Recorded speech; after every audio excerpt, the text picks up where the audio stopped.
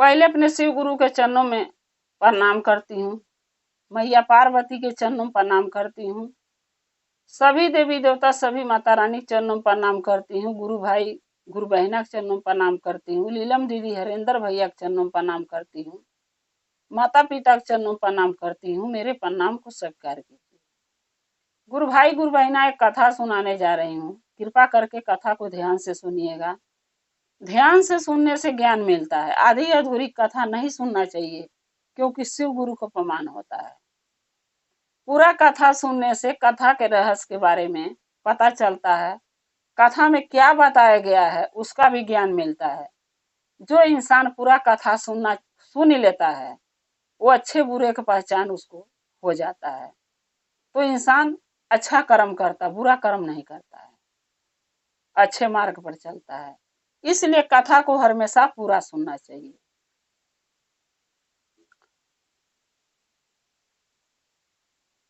अगर एक कथा आपको अच्छा लगा तो कमेंट में लिख के भेजिएगा, चैनल को सब्सक्राइब कर लीजिए। जो मैं कथा नया नया डालती हूँ आपके पास पहुंचता रहे, आप हमारे कथा को देखते रहें, अपना प्यार ऐसे ही देते रहें। एक गांव में एक गुरबहिना रहती थी। वो गुरबहिना बहुत गरीब थी, लेकिन महादेव की शिष्या थी। उनके 2 बेटे थे। बेचारी इतनी गरीब थी कि खाने का नहीं था, रहने का मकान नहीं था और खाने का भोजन नहीं था। बच्चे छोटे छोटे थे, कोई कमाने वाला नहीं था। बेचारी एक कोठी में काम पकड़ी, एक घर में। वो भी कोठी वाली बोली, भाई मैं तुम्हें पैसे नहीं दूंगी, हाँ हमारे घर जो भोजन बनेगा, खाने से हम लोगों के बचेगा, वो भोजन तुम ले जा सकती हो, अपने बच्चों को अपने खा सकती हो। अब बेचारी गुरबहिना क्या करें, पेट तो पालना था। बोली ठीक है, नहीं पैसे मिलेगा तो भोजन तो मिलेगा, जिससे खा के हमारे बच्चे भी अपना जिंदगी काट सकते, मैं भी काट सकती। बेचारी गुरबहिना काम लगी करने, काम करके आती थी, चर्चा भजन में जहाँ चर्चा होता रहता था वहां जाती थी। पैसे तो रहता नहीं था पास में कि कुछ पर प्रसाद महादेव के चढ़ाने के ले जाएं, लेकिन गुरु भाई गुरु बहिना सब एक जैसे नहीं हैं। कई किस्म के लोग ये दुनिया में है पृथ्वी पर, कोई अमीर है, कोई गरीब है, कोई मीडियम के हिसाब से है, कम गरीब है, कोई कम अमीर है, कोई बिल्कुल ज्यादा अमीर है और कोई बिल्कुल ज्यादा गरीब है। कई किस्म के लोग हैं, यानी अपने कर्मों के अनुसार सबको धन दौलत रुपया पैसा मिलता है। जो कर्म में नसीब में लिखा है वो मिलता है, नहीं लिखा है तो नहीं मिलेगा। तो बेचारी गुरबहिना बहुत गरीब थी, क्योंकि उनके नसीब में धन का सुख नहीं रहा होगा, इसलिए नहीं था। लेकिन जब वो चर्चा भजन में जाती थी तो जो गुरबहिना लोग थी वो उनका दुख नहीं समझती थी, उनके ऊपर हंसती थी, ये सोच के कि जब भी ये चर्चा में आती है खाली हाथ आती है, इसके पास पैसे ही नहीं रहता कि प्रसाद ले आए। अरे कुछ नहीं तो 2 पुड़िया कपूर ले लेती, कोई कहता था कुछ नहीं तो अगरबत्ती पैकेट ले लेती, कोई कहता था कुछ नहीं तो 5 रुपया मिश्री ही ले लेती। लेकिन कहने से नहीं होता है, जिसके पास धन है वो सोचता है कि सबके पास धन होगा, लेकिन जो गरीब है वो जानता है कि उसके पास क्या है क्या नहीं। सबका मन है भगवान के भोग लगाने के, प्रसाद चढ़ाने के, लेकिन जिसके पास अगर नहीं है तो क्या करेगा। हमारे भोले बाबा महादेव भी यही जानते हैं, देखते हैं कि अगर हमारे शिष्य शिष्या के पास नहीं है तो नहीं चढ़ाती हैं। तब इस चीज से अगर भोले बाबा के कोई इतराज नहीं है, परेशानी नहीं है, तो हम और आप कौन होते हैं बात बनाने के लिए, किसी के हंसने के लिए किसी के ऊपर कौन होते हैं। तो जब भी वो चर्चा में जाती थी तो लोग उन पर हंसते थे, बातें बनाते थे कि कभी आती है प्रसाद लेके नहीं आती है, खाली है चली आएगी और जाने के टाइम में प्रसाद लेके जाती है। तो भाई देखिए गुरु भाई गुरु बहिना, अगर हम चर्चा में आ रहे हैं, चाहे आप लोग आ रहे हैं, तो जरूरी नहीं है कि 10 गुरु बहिना आती हैं तो 10 प्रसाद लेके आएंगी, नहीं। जो लेके आएंगी उनका भी उतने ही महादेव का कृपा मिलेगा। जो नहीं लेके आएंगी, गरीब हैं, भोले बाबा हमारे सब जानते हैं कि उसके पास कुछ नहीं है, उसके ऊपर भी उतने ही कृपा दया महादेव करते हैं। बस हम और आप एक दूसरे के शिकायत करने में जुड़े रहते हैं, ये नहीं सोचते हैं वो बेचारी किस हालात में है, किस परेशानी में है, वो कोई नहीं देखता है। वो गुरु बहिना जाती थी, कोई कुछ भी कहता था जवाब नहीं देती थी, खाली यही कहती थी, हे महादेव आप तो सब जानते हैं कि मेरे पास ऐसा कुछ नहीं है जो मैं लेके आऊं। कोठी में काम करती हूँ, थोड़ा सा खाना मिलता है तो बच्चे खाते हैं, मैं खाती हूँ, कैसे समय अपना गुजार रही हूँ। पैसे नहीं है तो मैं प्रसाद कहाँ से ले आऊं, आप सब जानते हैं महादेव, आप ही देख लीजिएगा, ऐसे ही कहती थी। जब प्रसाद बंटने लगता था, चर्चा विराम होता था, तो उनको जल्दी कोई प्रसाद नहीं देता था, ये सोच के कि लेके आई नहीं तो इसको क्यों दें। लेकिन वो फिर भी चुपचाप बैठी रहती थी, ये आशा में कि थोड़ा भी बचेगा तो मुझे जरूर मिलेगा। लास्ट में सबको प्रसाद बढ़ जाता था, सब चले जाते थे। लास्ट में जो थोड़ा बहुत प्रसाद नहीं बच जाता था, वो बेचारी को मिलता था। वो प्रसाद वो घर लेके आती थी। जिस दिन खाना नहीं रहता था, वो प्रसाद को बच्चों को खिला देती थी, अपने खा लेती थी और पानी पी के सो जाती थी, अपना समय काटती थी। कैसे ऐसे करते करते कुछ दिन बीता। बच्चे भी बहुत परेशान रहते थे गरीबी से, यही सोचते थे कि पता नहीं हम लोग के कर्म में क्या लिखा है। दोनों बेटे भी यही सोचते थे। धीरे धीरे जब वो बच्चे बड़े हो गए, गुरु बहना सोची कि दो बेटे हैं, कमाएंगे तो मेरा भी दुख कटेगा। लेकिन वो कर्म में जो लिखा है वो करे मान के।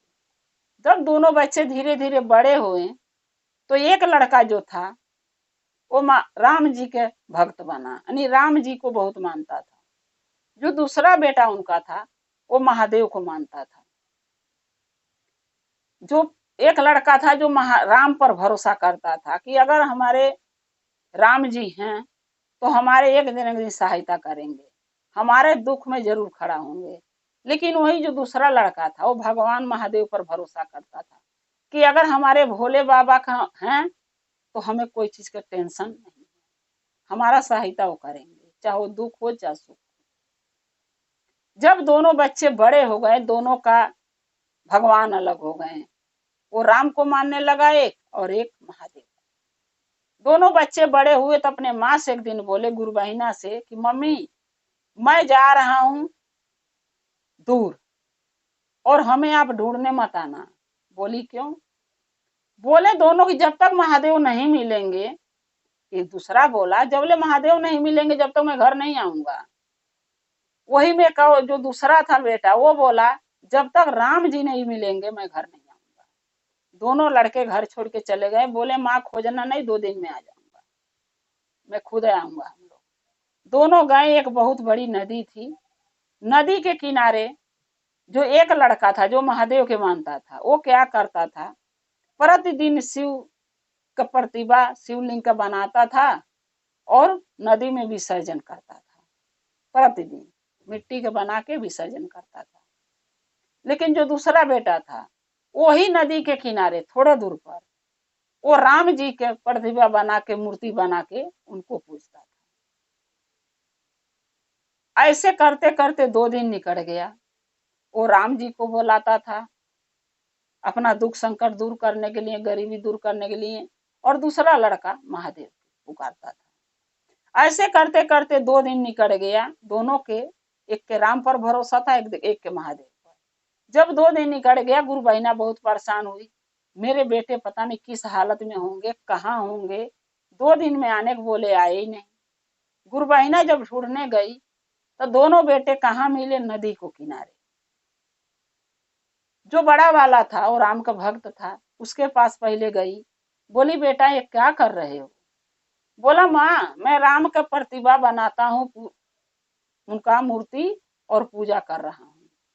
एक न एक दिन हमारे राम जरूर हमारे दुख कष्ट दूर करेंगे।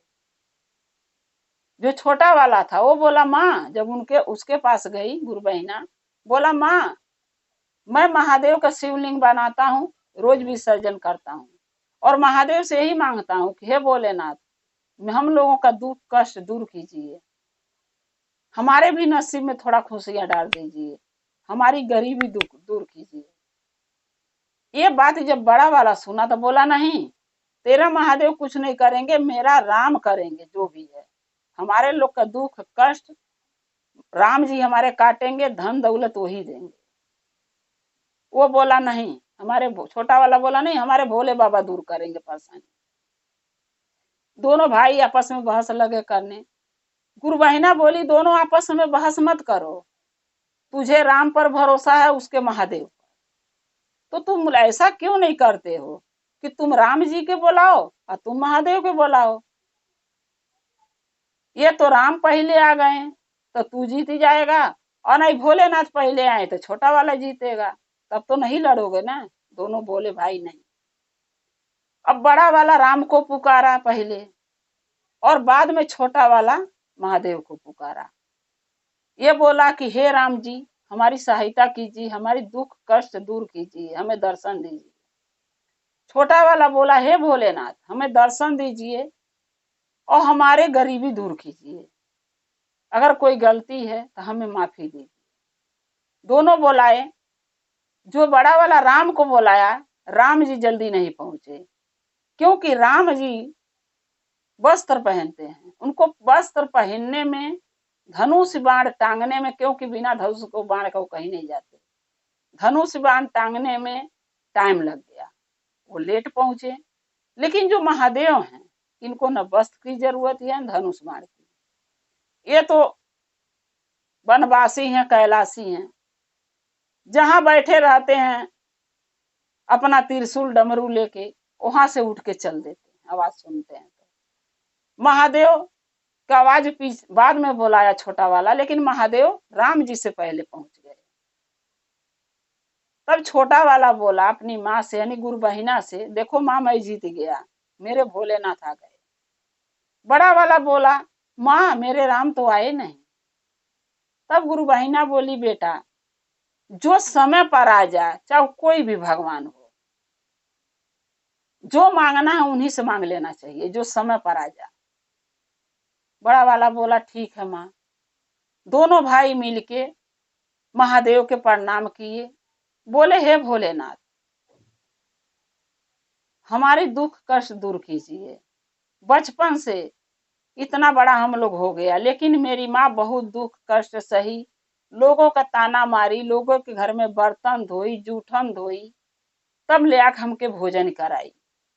अगर हम दोनों भाई के, मानता हूं कि मेरी माँ के किस्मत में धन दौलत सुख संपत्ति आराम नहीं था, लेकिन अगर हमारे दोनों भाई के किस्मत में अगर धन है, कुछ भी है, हम आपके पूजा पाठ भक्ति मन से हमारी मम्मी और हम, छोटा वाला बोला, किए हैं, तो हमारी दुख कष्ट दूर कीजिए महादेव। महादेव बोले, तुम दोनों भाई के क्या चाहिए बोलो।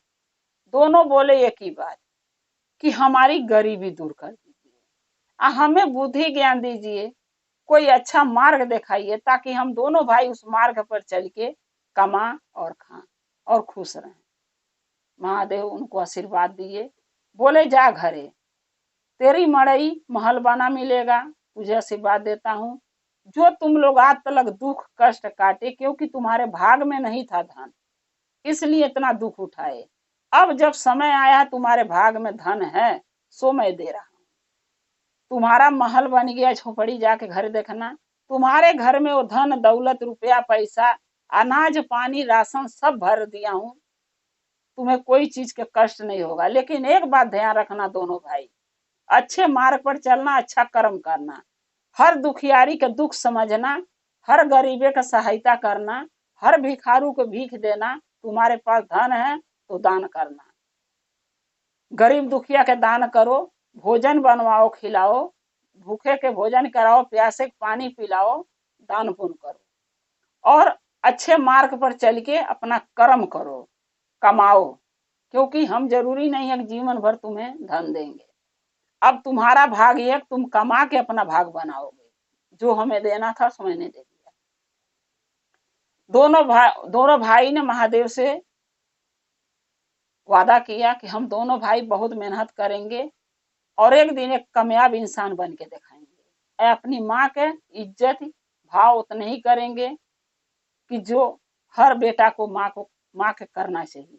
माँ को अपने कभी तकलीफ नहीं दूंगा मैं, जब तक हमारी माँ जिएगी। दोनों भाई अपनी माँ को लेके घर गए, महल बना मिला, राशन पताई रुपया पैसा हर चीज का सुख उनको मिला। दोनों भाई अपना पढ़ लिख के एक अच्छा इंसान बन के मेहनत करके कमाने खाने लगे और अपनी माँ के साथ रहने लगे। तो गुरु भाई गुरु बहना, महादेव हमारे भोलेनाथ, थोड़ा देर लगता है उनको देने में, चाहे धन हुआ चाहे औलाद हुआ, लेकिन अगर किस्मत में कर्म में लिखा है तो जरूर देते हैं। आज जब तक कर्म में आपके धन दौलत रुपया पैसा चाहे औलाद नहीं होगा तब तक नहीं मिल पाएगा। ये भी चीज कर्मों के अनुसार मिलता है। इसीलिए हम कहते हैं, कथा में बार बार समझाते हैं कि पूरा कथा सुनिए और सुन के ज्ञान लीजिए कि क्या कर्म करना चाहिए जो हम अच्छे कर्म करेंगे और क्या नहीं करना चाहिए जो बुरा कर्म की तरफ जाए। इसलिए कथा को हमेशा पूरा सुनने से क्या होता है कि अच्छे बुरे का पहचान होता है, ज्ञान होता है। हम इंसान का जन्म लिए हैं तो अच्छे राह पर चलने के, अच्छे मार्ग पर चलने के, ना कि बुरा कर्म करने के लिए। महादेव भोलेनाथ हमारे यही कहते हैं कि जो व्यक्ति इंसान का जन्म पाया है वो अच्छा कर्म कर रहा, दान पुण्य कर रहा है, हर गरीब के दुख संकट कष्ट समझता है, उसका सहायता करता है, मदद करता है, तो भगवान उसकी मदद करते हैं। वो कहते हैं महादेव कि पहले दूसरे के सहायता करो तब मैं तुम्हारा सहायता करूंगा, पहले दूसरे के भोजन कराओ तब मैं तुम्हारे लिए भोजन दूंगा। तो गुरु भाई गुरु बहना, हमें यही करना चाहिए जो हमारे भोले बाबा महादेव के अच्छा लगे।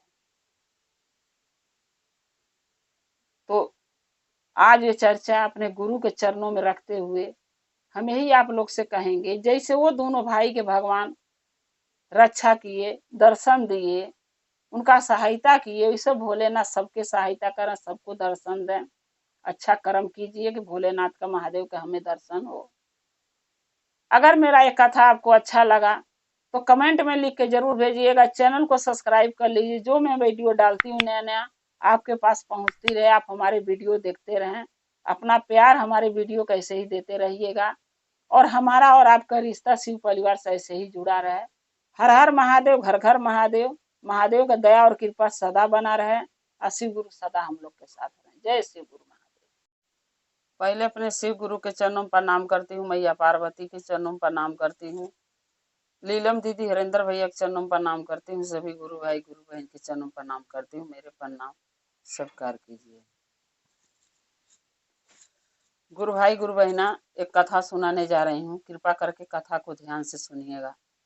ध्यान से सुनने से ज्ञान मिलता है, आधी अधूरी कथा नहीं सुनना चाहिए क्योंकि शिव गुरु का अपमान होता है। पूरा कथा सुनने से कथा के रहस्य के बारे में पता चलता है, कथा में क्या बताया गया है उसका भी ज्ञान मिलता है। इसलिए कथा को हमेशा पूरा सुनना चाहिए ताकि सुन के ज्ञान मिले। इसलिए कथा को हमेशा पूरा सुनना जरूरी है।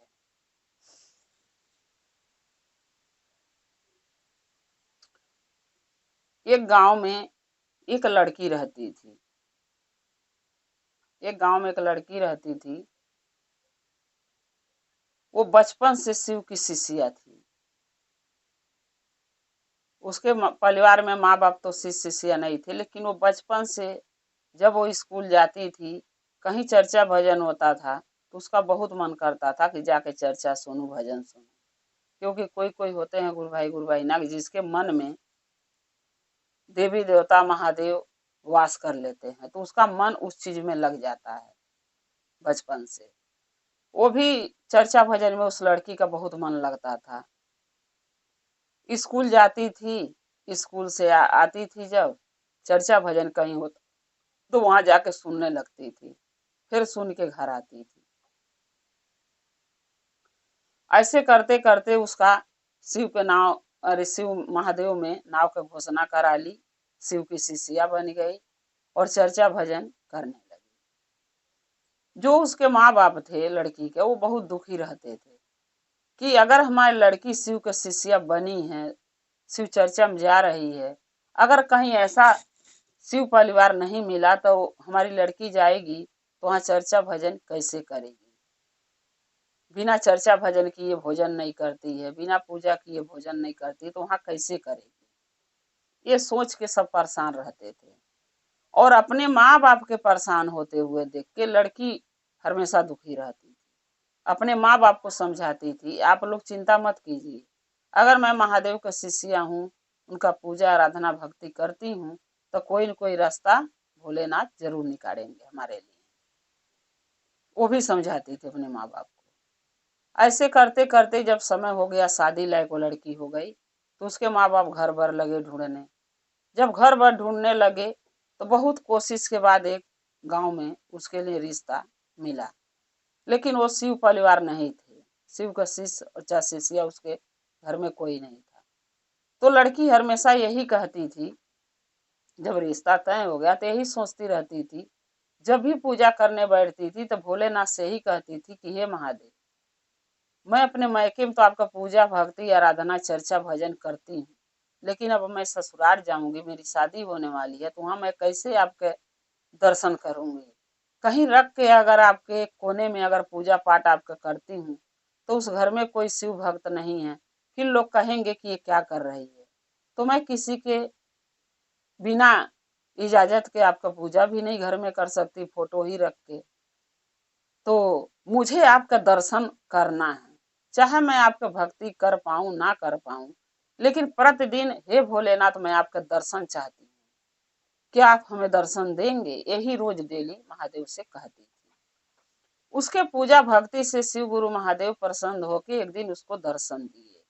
और फिर जब दर्शन दिए तब बोले कि क्या तुम मुझसे मांगती हो, क्या चाहती हो, बोलो। तब वो लड़की बोली कि हे भोलेनाथ, मैं यही चाहती हूँ कि जिस घर में मैं शादी करके जा रही हूँ उस घर में कोई शिव शिष्य और चाहे शिव शिष्या नहीं है, यानी पूजा भक्ति वो लोग नहीं करते हैं, और मेरे माँ बाप के वो रिश्ता पसंद है। तो मैं इतना ही चाहती हूँ कि आपका पूजा भक्ति चर्चा मैं करूँ ना करूँ, करने को मिले ना मिले, लेकिन आपका दर्शन मैं रोज चाहती हूँ, क्योंकि जब तक आप दर्शन मुझे नहीं देंगे तब तक मैं भोजन नहीं करूंगी। अब शिव गुरु दुविधा में फंस गए, सोचने लगे अगर मैं इसको दर्शन नहीं दूंगा तो ये भोजन नहीं करेगी, जब भोजन नहीं करेगी तो जिएगी कैसे? तब महादेव बोले कि ठीक है, मैं तुम्हें वचन देता हूँ कि तुम्हारे ससुराल में प्रतिदिन हम एक भिखारी के भेष बदल के आऊंगा और तुमसे भिक्षा मांगूंगा। भिक्षा होगा तो देना, नहीं होगा नहीं देना, लेकिन उस टाइम जब मैं आऊंगा तो ये सोच लेना कि तुम्हारे शिव गुरु रहेंगे, इसलिए तुम्हें हमारा दर्शन होता रहेगा प्रतिदिन। महादेव उसको वचन दे दिए अपने शिष्या को। फिर महादेव भी उससे वचन लिए कि तुम भी वचन मुझे दो कि दर्शन मेरा जब पाओगी, मुझे देखोगी, तो सर झुका के प्रणाम ऐसे कर लोगी, लेकिन ये बात किसी से नहीं बताओगी कि तुम मुझे प्रणाम क्यों करती हो, मैं कौन हूँ और किस लिए आता हूँ। लोग को यही दिखना चाहिए कि मैं एक भिखारी हूँ, भीख मांगता हूँ, लेकिन किसी को पता नहीं होने देना कि मैं तुम्हारा गुरु हूँ, शिव गुरु हूँ, महादेव हूँ, और तुम मेरी शिष्या हो। ये पता नहीं लगने देना, खाली प्रणाम करना, अपने घर में चले जाना, तब मैं तुम्हें दर्शन दूंगा। अगर ये बातें तुम किसी से, अपने पति से, चाहे घर में किसी से भी बोल दोगी, तब मेरा दर्शन तुम्हें नहीं होगा। तब वो लड़की महादेव के वचन दी, बोली भोलेनाथ, मैं आपका दर्शन चाहती हूँ, सो मुझे दर्शन चाहिए, लेकिन मैं ये बात किसी से नहीं कहूंगी, चाहे कितनों भी मेरे मेरे ऊपर संकट आए, दुख आए, लेकिन ये बात मैं किसी से नहीं बताऊंगी। कब तक? जब तक आप अपने मुंह से नहीं कहेंगे आके। महादेव बोले ठीक है। भोले बाबा वचन उसको दे दिए। वो लड़की शादी करके अपने घर गई। जब शादी करके गई तो प्रतिदिन महादेव साधु का भेष बदल के भिखारी के रूप में भिक्षा मांगने उसके दो चार घर अगल बगल मांग के फिर उसके दरवाजे जाते थे, ताकि किसी को शक ना हो कि ये कौन है और क्यों रोज आता है। लेकिन वो कहते हैं गुरु भाई गुरु बहिना, औरत का नजर तो चिल का नजर होता है, वो तो यही सब देखती रहती है, किसके घर पर कौन आ रहा, कौन जा रहा है। अब वो भी बेचारी, जब महादेव भोलेनाथ जब साधु का भेष बदल के भिखारी के रूप लेके भिक्षा मांगने जाते थे, तो वो लड़की आवाज सुन के बाहर निकल के और हाथ जोड़ के ऐसे प्रणाम करके और घर में चली जाती थी। भिक्षा नहीं देती थी, क्योंकि भाई सास ननद के बिना इजाजत के कोई बहू कैसे जाएगी देने, वो भी नहीं देती थी। लेकिन एक दिन, 2 दिन, 10 दिन जब ये बात ही देखते देखते लोग देखने लगे, तब उसकी सास ननद ध्यान लगी करने उस लड़की के, कि भिखारी प्रतिदिन आता है और मेरी बहू घर में से निकल के हाथ जोड़ के उसको प्रणाम करके घर में चली जाती है। ये हो ना हो, ये दोनों का कोई यानी गलत विचार मन में, गलत भावना लोग बैठा लिए कि दोनों का कोई न कोई संबंध होगा, जिसके वजह से वो आता है और ये प्रणाम करती घर में चल जाती है। ये दोनों के बीच में रिश्ता क्या है?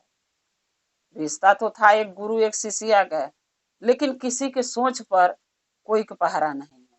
कौन किसके बारे में क्या सोचता है, क्या समझता है, वो तो जो सोचता है वही जाने, दूसरा कोई तो जान नहीं सकता। अब वो रोज इस दिन देखने लगे, देखते देखते जो उसकी ननद थी, सास थी, वो सास अपने बेटा से कही, बहन अपने भाई से कही, यानी उसके पति से, कि तुम्हारी बीवी रोज डेली एक साधु आता है भिक्षा मांगने, और उसको देख के वो हाथ जोड़ के प्रणाम करके या फिर घर में चली जाती है। क्या बात है? अपनी बीवी से क्यों नहीं पूछता है? क्या पता उसका कोई पहले का कोई रिश्ता संबंध हो, उससे बात कर। तब वो लड़का बोला, नहीं वो लड़की का पति अपनी माँ से, बहन से, कि देखो, अगर किसी को हाथ जोड़ के प्रणाम करना कोई गुनाह नहीं होता है, पुण्य का काम होता है। चाहे वो भिखारी हो, चाहे कोई इंसान हो, चाहे कोई पंछी हो, जीव जंतु हो, अगर हम उसको देख के प्रणाम कर लिए तो हमें अच्छा ही काम हम करते हैं, बुरा नहीं करते हैं। अगर वो इंसान से वो बोलती, कुछ कहती, चाहे भिक्षा देती, चाहे घर में बुला के बैठाती, तो मैं शक करता, उससे पूछता कि तेरा एक क्या लगता है, क्या रिश्ता है जो मेरे घरे आता है। वो भीख मांगने आते हैं, बाहर खड़े रहते हैं, भीख भी नहीं देती है, वो खाली हाथ जोड़ के प्रणाम करके घर में चली जाती है, तो उसमें क्या बुराई है? हमें तो नहीं लग रहा कि मेरी बीवी गलत है। अपनी माँ से, बहन से वो लड़का बोला। अब माँ बहन ने सोच लिया कि मेरी बात तो ये सुनेगा नहीं, न पता कौन सी गुट्टी पिला रखी है मेरी बहू। अब वो क्या सोची कि अब बूढ़ो यानी उसके बाप से कहेंगे लड़के के। उसकी माँ अपने पति से बोली कि हमारी बहू ऐसे ऐसे करती है, और लड़के से जब बोली तो वो मना कर दिया। वो कहता मेरी बीवी गलत नहीं है, मेरे को भरोसा अपने बीवी पर, न पता क्या पट्टी पढ़ाई है, उसी के बात ही सुनता है। तब जो उस लड़का के जो बाप था, नहीं लड़की का ससुर, तब बोला अच्छा मैं बात करूंगा, तुम लोग रहने दो। फिर वो अपने बेटा से पूछा कि तेरी बीवी प्रणाम क्यों करती है, सर क्यों झुकाती है, क्या बात है? वो कौन आदमी है जो रोज डेली आता है दरवाजे? भिखारी तो नहीं लगता, क्योंकि रोज डेली कोई भिखारी एक ही दरवाजे तो नहीं जाएगा। तब वो लड़का बोला आस पास भी तो भीख मांगते हैं, बस ये फर्क है कि आस पास के लोग भीख दे देते हैं, हमारे घर का कोई भिक्षा उनको नहीं देता है। हमारी बीवी उनको प्रणाम करके चली जाती है, तो उसमें बुराई क्या है? मैं तो नहीं जानता हूँ मेरी बीवी कुछ उससे बोलती है, कहती है, जो मैं पूछताछ करूं। मेरे को अपने पत्नी पर पूरा भरोसा है। यानी बाप को भी वही जवाब वो लड़का दिया। अब सब परिवार में सोच लिया कि तो अपनी बीवी की सेवा किसी का नहीं सुनेगा, और इस कर ऐसे ही अगर चलता रहा तो मेरी इज्जत चली जाएगी, मेरे खानदान का। अब बताइए गुरु बहना, किसी को प्रणाम करने से घर की इज्जत कैसे चली जा रही है? वो तो मान सम्मान है जो लड़की वो दे रही है वो महात्मा के। हम जानते हो महात्मा, लेकिन उसके नजर में तो वो महादेव थे ना, तो प्रणाम करती थी। इस बात के लेके घर में बहुत बड़ा बवाल हो जाता है, क्योंकि लड़का जो था वो लोग परिवार का बात सुनना नहीं चाहता था, बीवी पर अनविश्वास करना नहीं चाहता, क्योंकि अपनी पत्नी पर उसको भरोसा था। अब इस बात के लेके घर में बवाल हुआ, तो एक दिन ने उसके माँ बाप ने सोच लिया कि जो बेटा मेरी बात नहीं मानता, मेरी बातें नहीं सुनता है, घर की इज्जत के मान सम्मान के उसको परवाह नहीं है, उस बेटा के जीवित रखना कोई जरूरी नहीं है, उसको जान से ही मार देते हैं। अब बताइए, जो माँ बाप बच्चे को जन्म देते, पोस पाल के बड़ा करते हैं, छोटी सी बात के शक मन में करके और बच्चे को जान से मार देते हैं। अब परिवार में माँ बाप बहन भाई सब मिलके अपने बेटे को उन्होंने मार दिया जान से। खाना बना था, खाना में कुछ ले आके डाल दिए और लड़का पहले खाना खाया और खा के खत्म हो गया, जो कि उसी भर का भोजन उस था, उसी में डाल दिए थे। जब वो मर गया लड़का, तब ये लड़की क्या करे, क्योंकि उसके तो पति ही था, सपोर्ट देता था, उसका सहायता करता था। अब वो लगी रोने, बैठ के वहां रोने लगी। ये बात महादेव को पता चल गया कि हमारे शिष्या के सुहाग उसके परिवार वाले उजाड़ दिए, बस इतनी सी बात के लिए, क्योंकि अपनी पत्नी पर वो भरोसा करता था, परिवार का नहीं सुना। अब वो क्या किए, महादेव फिर साधु का भेष बदल के फिर आए उसके घर भिक्षा मांगने। जब भिक्षा मांगने आए तो आंगन में वो रो रही है, लाश के लगे बैठ के। परिवार का कोई नहीं था वहां पे, सब अगल बगल खड़े होके हुए थे, बैठे हुए थे, वहां पर कोई नहीं था, वही अकेली लड़की थी। जब फिर महादेव बोले भिक्षा दे दो, जब फिर आवाज लगाए, तब वो लड़की फिर निकल के पति के लगे से लाश छोड़ के उठ के फिर उनको देख के हाथ जोड़ी, प्रणाम करी सर झुका के, फिर जाके अपने पति के लगे बैठ गई। फिर घर वाले लगे कहने कि देखो ये साधु से मिली हुई है, कोई न कोई संबंध रिश्ता इससे है नहीं। जिसका पति मर जाएगा वो पति की लाश छोड़ के महात्मा के प्रणाम करने नहीं जाएगी लेडीज, लेकिन इसका कोई न कोई संबंध है। जब ही ये उठ के लाश छोड़ के देखो आई, हाथ जोड़ी, प्रणाम करी, फिर जाकर रो रही है बैठ के। ये बात जब भोलेनाथ अपने कानों से सुन लिए, तब सोचने लगे कि ये तो बहुत बड़ा उसके ऊपर इल्जाम लगा है। तब देवों के देव भोलेनाथ बोले, यानी महात्मा जी, कि काहे आप लोग शक कर रही हैं, क्यों कह रही हैं ये सब बातें, बुरी बातें क्यों बोल रही हैं उसके लिए, वो तो लड़की निर्दोष है। अरे हम महात्मा हूं, अगर मेरा प्रणाम वो कर लेती है तो इसकी मतलब ये नहीं है कि मैं गलत हूं वो गलत है। एक भगत और भक्तिनी के रिश्ता है, आप क्यों ऐसे सोच रहे हैं। अब सब लगे कहने, अरे बड़ा आया भक्त बन के, बड़ा आया भक्तिनी बनने वो आई है, अरे दोनों पापी हैं, इन दोनों के मार दो। अब सब ने क्या किया कि वो महात्मा को पकड़ लिया, लड़की को घर से निकाल के लाए और पुलिस के फोन किए, पुलिस आ गई, कहा जे दोनों के बंदी बना देंगे, बनवा दो, यानी जेल भेजवा दो। तब वो भोलेनाथ बोले, यानी महात्मा, कि जो कसूर है मेरा है, उस लड़की का क्या कसूर है। न मैं आपके दरवाजे आता, न वो हमें निकल के प्रणाम करती, तो हम आज से आपके दरवाजे नहीं आएंगे। जो सजाई देना हो मुझे दे दो, लड़की के छोड़ दो।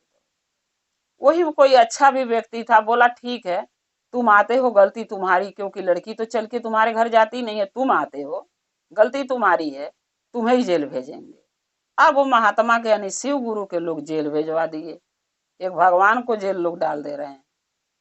जब वो जेल पहुंच गए तो वहां रुकने वाले थोड़ी न है, वो तो जेल से निकल गए, भाई भगवान कहीं जेल में बंद रहेंगे। वो जेल से फिर निकल के और फिर उस लड़की के अपनी शिष्या के घर आ गए। घर आए गए, फिर आवाज दिए, फिर सब कोई निकला, बोला रे महात्मा तो हमने बंद करवा दिया था जेल में, ये बाहर कैसे निकल गया। तब महादेव बोले, यानी वो महात्मा, कि देखो मैं कोई साधारण इंसान नहीं हूं जो तुम लोग मुझे जेल में डालोगे और मैं वहां बैठे बैठे अपने शिष्या का दुख देखता रहूंगा, अपने भक्त का दुख नहीं। मैं कोई साधारण इंसान नहीं हूं, और मैं अपने जो ये भक्त मेरी है इसका सहायता करने आया हूं। तब लोग बोले, अरे बड़ा सहायता करने आया है, देखो ना आ गया है, उसका हम हिम आई थी। फिर वो बोले अपने यानी उस लड़की को कि बेटा तुम थोड़ा सा लाश से साइड हट जाओ। महादेव क्या किए, अपने कमंडल से जल लिए, उस लड़के पर छींटा मार दिए। जब छींटा मार दिए तो लड़का के प्राण जो निकल गया था वो वापिस बढ़ गया, वो जीवित हो गया। जीवित होके जब उठ के बैठ गया वो लड़का, तब सब बोल रहे हैं, अरे ये तो चमत्कार हो गया, ये साधु जरूर कुछ न कुछ जानता है, ये साधु है कौन, ये महात्मा है कौन। सब बोलने लगे, विचार करने लगे। तब वो जो महादेव थे वो बोले कि हमें आप लोग देखना चाहते हैं, जानना चाहते हैं मैं हूँ कौन। सब बोले हाँ मैं आपको देखना चाहता हूँ, जानना चाहता हूँ, आप कौन है, आप अगर कोई भगवान है, कोई देवता है, तो अपने असली रूप में आइए। फिर वो महात्मा अपने असली रूप में आए और अपना दर्शन सबको दिए। जब शिव गुरु के लोग देख लिए उसके घर वाले कि ये तो महादेव असली रूप में अपने आ गए, तब सब ने क्षमा लगा मांगने, पूरा परिवार क्षमा लगा मांगने कि हे भोलेनाथ हमें माफ कर दीजिए, क्योंकि हमें नहीं पता था कि आप हैं। हमने आपके ऊपर शक किया, आपके भला बुरा बोला, आपके ऊपर इल्जाम लगाया, आपके साथ साथ हम अपने बहू पर भी इल्जाम लगाए, और इस शक का घेरा इतना बड़ा हम लोग बांध लिए, इतना हम मन में बैठा लिए कि अपने ही हाथ से अपने बेटा को जान से मार दिए, क्योंकि हमको लगा कि हमारी घर की मान सम्मान इज्जत चला जाएगा हमारे बहू को वजह से। आपसे ऐसे ही आप आते रहे, प्रणाम करती रही। तब भोलेनाथ बोले कि आपको कम से कम ये तो सोचना चाहिए कि कोई गलत लड़की रहेगी और कोई गलत महात्मा रहेगा तो खाली वो प्रणाम करके नहीं जाएगी, उसके साथ बैठेगी, बतियाएगी, अपने घर में ले जाएगी, उसको खाना पीना पानी पिलाएगी। लेकिन वो लड़की तो मेरे को ऐसा कुछ भी नहीं करती थी, मेरा प्रणाम करती थी। तब सब पूछने लगे आखिर ऐसा क्यों, ये बात क्यों छुपाई हमसे। तब भोलेनाथ बोले कि हमने उससे वचन लिया था, हम वचन दिए थे, क्योंकि वो शिव की शिष्या, हमारी शिष्या है, बचपन से भक्ति आराधना पूजा हमारे करती है, चर्चा भजन करती है। लेकिन आपके घर में जब शादी हुआ तो आप लोग शिव शिष्य नहीं थे। वो सोचने लगी कि हम महादेव के बिना प्रणाम किए, बिना पूजा किए कैसे खाऊंगी, अगर पूजा करती तो आप लोग और उसको भला बुरा बोलते। इस कारण से वो मुझसे बोली कि हे महादेव हमके रोज आपका दर्शन चाहिए, आपका दर्शन कर लूंगी, प्रणाम कर लूंगी, तभी मैं भोजन करूंगी। तो क्या मेरा कर्तव्य नहीं होता अपने शिष्या के जीवन बचाना? अगर मैं नहीं आता प्रतिदिन, मुझे नहीं देखती, नहीं प्रणाम करती थी, अपना जान इसका चला जाता, मर जाती है, हमें तो उसको बचाना था। सो हमने वचन दिया कि प्रतिदिन तुम्हारे दरवाजे भिखारी के भेष बदल के आऊंगा, तुम्हें दर्शन दूंगा। सो मैं आता रहा, और इससे मैंने वचन लिया कि ये बात किसी को पता नहीं चलना चाहिए कि मैं महादेव हूँ, तुम मेरी शिष्या हो और मैं तुम्हें दर्शन देने के लिए आता हूँ। क्योंकि अगर मैं ये बता देती किसी से तो मैं इसको दर्शन नहीं देता आगे दरवाजे। इस कारण से बताई नहीं है, क्योंकि मुझे वचन दी थी और आप लोग ने कुछ भी सोच लिया। एक गुरु के और एक शिष्य के बारे में ऐसा बुरा आप लोग सोचे कि ये माफी के काबिल नहीं है। अब सब कोई ने महादेव के चरणों में पड़ गए और सब बोलने लगे कि आज से मैं गलत नहीं सोचूंगा, मुझे क्षमा कर दीजिए। तब वो लड़का बोलता है कि हे भोलेनाथ, हमें आप पर भरोसा था, हमारे बीवी पर भरोसा था, इसलिए मैं शक नहीं किया अपनी पत्नी पर। अना शक करने की वजह से मेरे माँ बाप मुझे जान से मार दिए कि मेरा बेटा मेरा नहीं रह गया, बीवी का सुनता है। तो हे भोलेनाथ, अगर मैं आपके लिए इतना मन में भावना और अच्छाई रखता हूँ, प्रार्थना विनती करता हूँ, अपनी पत्नी पर भरोसा करता हूँ, तो मैं हाथ जोड़ के कह रहा हूँ कि मेरे माँ बाप के, भाई के, बहन के सबको क्षमा कर दीजिए।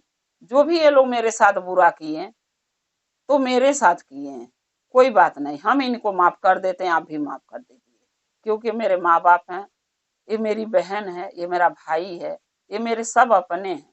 अगर मेरे अपनों के आप कष्ट देंगे, चाहे उनको कोई सजाई देंगे, तो हमें बोझ लेके जी नहीं पाएंगे।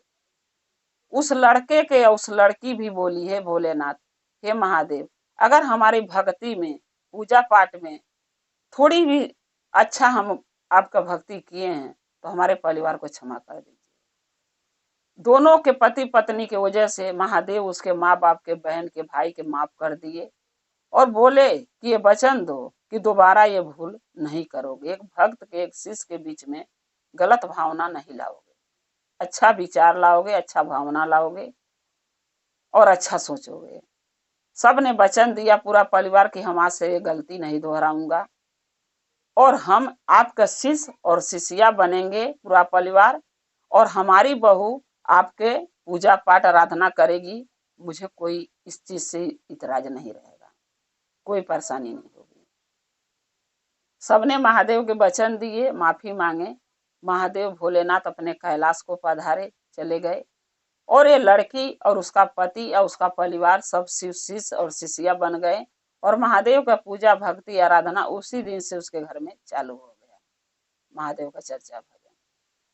तो इसीलिए कहते हैं गुरु भाई गुरु बहिना, कुछ काम ऐसे होता है जो हम सोचते हैं कि गलत है, लेकिन वो गलत सोचने से नहीं होता है, उसको समझना चाहिए, जानना चाहिए कि मेरे परिवार में मेरी बहू हो, बेटी हो, पहले उसको समझो, जानो वो है कैसी, उसके बाद इल्जाम लगाओ। जरूरी नहीं है कि हर इंसान गलत होता है। सबसे पहले गलती तो अपने खुद के अंदर होती है कि कोई भी बात देख के हम उसके लिए हर हमेशा बुरा विचार मन में ला लेते हैं कि ये इंसान बुरा है, जो कि नहीं सोचना चाहिए। अगर ये सोचें हम कि हम सही हैं तो वो भी इंसान सही है, तो कोई गलत विचार, गलत व्यवहार किसी के लिए नहीं बनाएगा, नहीं करेगा उसके साथ। तो गुरु भाई गुरु बहिना, जैसे शिव गुरु भोलेनाथ वो अपने शिष्या को दर्शन देते थे, उसके घर जाते थे एक भिखारी बन के, एक महात्मा बन के, वैसे पूजा भक्ति कीजिए सच्चे मन से, ताकि भोलेनाथ महादेव हमारे भी घर पधारे, हमें भी दर्शन दें, हमें भी उनका दर्शन के अवसर मिले। गुरु भाई गुरु बहिना, अब ये चर्चा अपने गुरु के चरणों में रखते हुए मैं ये कह रही हूँ, अगर ये मेरा चर्चा आपको अच्छा लगा तो कमेंट में लिख के जरूर भेजिएगा। चैनल को सब्सक्राइब कर लिए, जो मैं वीडियो डालती हूँ नया नया वो आपके पास पहुँचती है, आप लोग देखते रहें। अगर आप हमारे चैनल पर नए हैं तो चैनल को सब्सक्राइब जरूर कर लीजिएगा, ताकि हमारा वीडियो आपके पास पहुँचे। और जैसे हमारे वीडियो के प्यार दुलार आप लोग आज तक देते आए, आगे भी देते रहिएगा, और हमारा और आपका रिश्ता शिव परिवार से ऐसे ही जुड़ा रहेगा। हर हर महादेव, घर घर महादेव, महादेव का दया और कृपा आप लोग पर सदा बना रहे। शिव गुरु सदा आप लोग के साथ रहे। जय शिव गुरु महादेव।